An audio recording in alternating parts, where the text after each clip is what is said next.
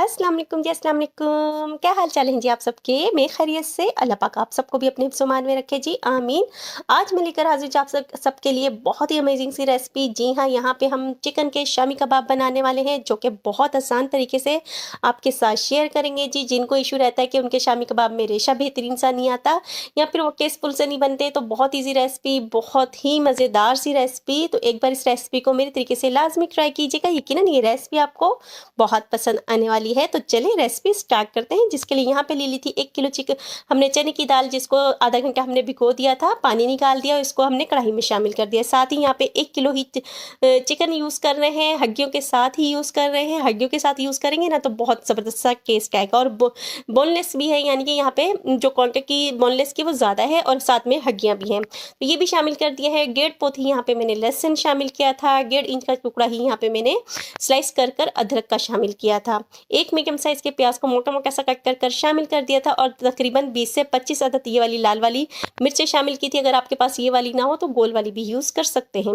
2 tablespoon यहाँ पे मैंने खसखस शामिल की थी, इससे क्रीमी टेस्ट आएगा। तो ये शामिल कर दी धो के। हाफ टी स्पून यहाँ पे मैंने हल्दी शामिल की थी और 1 टेबलस्पून यहाँ पे मैंने घी शामिल किया था। घी से जो आपका टेस्ट और टेक्सचर बनेगा ना, बहुत ज़बरदस्त सा बनेगा। तो 1.5 लीटर यहाँ पे पानी शामिल किया था, यानी कि इतना पानी शामिल करना है कि आपका जो चने की दाल और चिकन है ना, बिल्कुल बेहतरीन सा गल जाए। तो तमाम चीज़ों को बहुत अच्छी तरह से हमने मिक्स करना है और कवर लगा देना है और तब तक पकाना है जब तक कि हमारी जो चिकन और चने की दाल है ना, बहुत अच्छी तरह से गल ना जाए, बिल्कुल गलावटी बन जाए। तो गाहे बेगाहे दरमियान में हमने इसको चम्मच चलाते रहना है। तकरीबन 20 मिनट हो चुके हैं और देखें हमारा तकरीबन पानी खुश्क हो चुका है, लेकिन चने की दाल भी हमारी तकरीबन गल चुकी है और चिकन भी।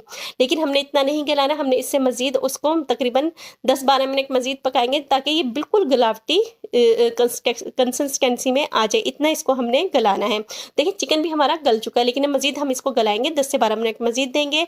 तो हमने नमक नहीं शामिल किया था, चने की दाल गलने के बाद ही यहाँ पे नमक शामिल करना है। तो नमक 1 टेबलस्पून यहाँ पे मैंने शामिल किया था। तमाम चीज़ों को दोबारा से बहुत अच्छी तरह से मिक्स करेंगे और तकरीबन कवर लगाकर 10 से 12 मिनट मज़ीद पकाएंगे ताकि हमारी जो चने की दाल है ना, बहुत अच्छी तरह से मज़ीद गल जाए और ये जो पानी है ना, इसमें तकरीबन ड्राई हो जाए।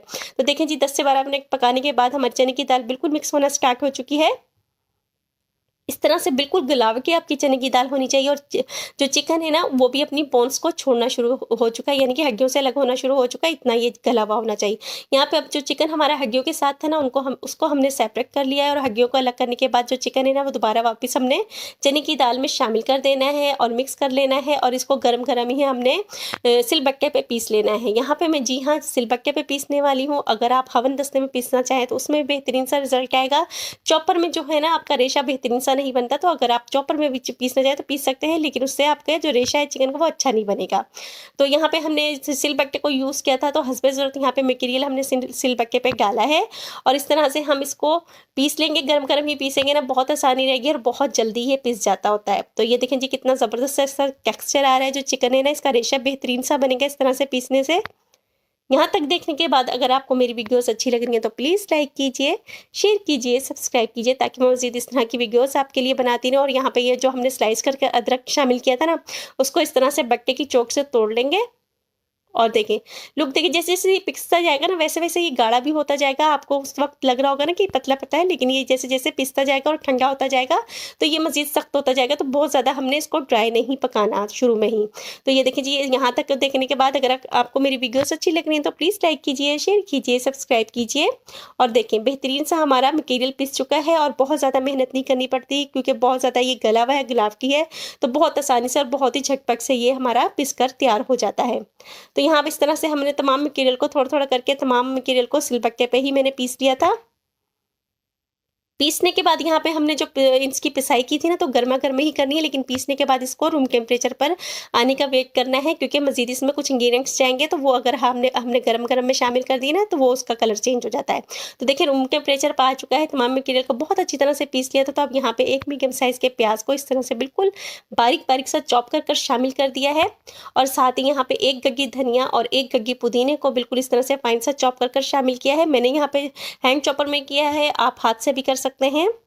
लेकिन बहुत बारीक बारीक, जितना बारीक होगा ना उतना अच्छा रिजल्ट होगा। साथ ही 3 से 4 हरी मिर्चें इस तरह से फाइन सी चॉप करके शामिल की है।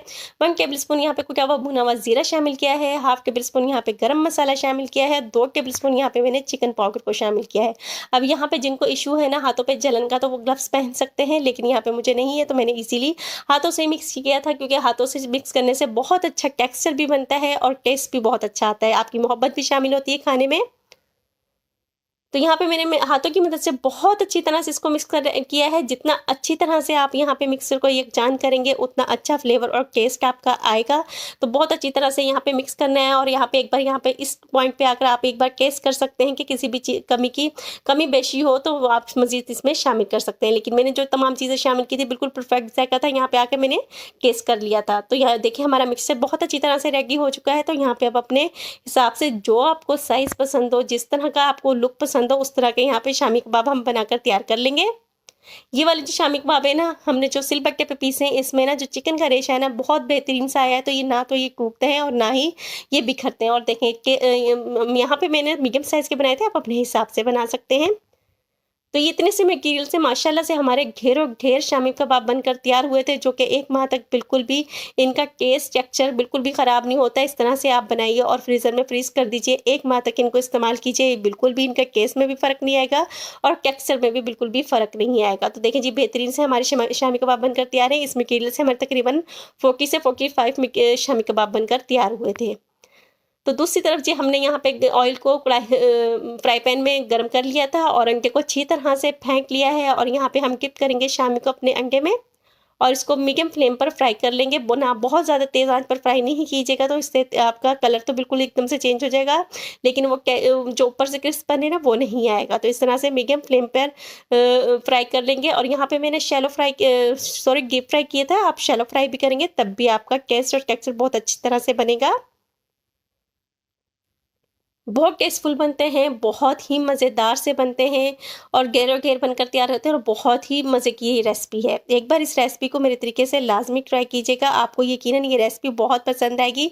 तो ये देखिए जी एक तरफ से तो 2 से 3 मिनट का हम वेट करेंगे। जब ये स्टेबल हो जाएंगे ना तो इनकी साइड्स चेंज करते हुए ब्राउन कलर आने तक हम यहाँ पे फ्राई कर लेंगे।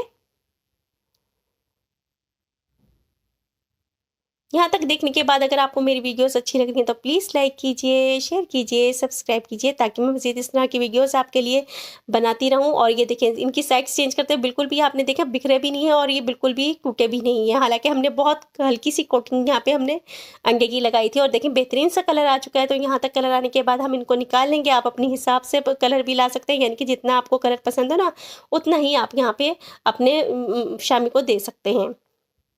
तो यहाँ पे हमने डायरेक्टली यहाँ ना तो प्लेट में इसको निकालना है और ना ही टिश्यू पे निकालना है, डायरेक्ट किसी भी स्कैनर में निकालिएगा। इससे ये होता है ना कि आपका जो शामी है ना सोगी नहीं होता, ऊपर से नरम नहीं होता है, अंदर से इस तरह से क्रिस्पी रहता है और अंदर से सॉफ्ट रहता है।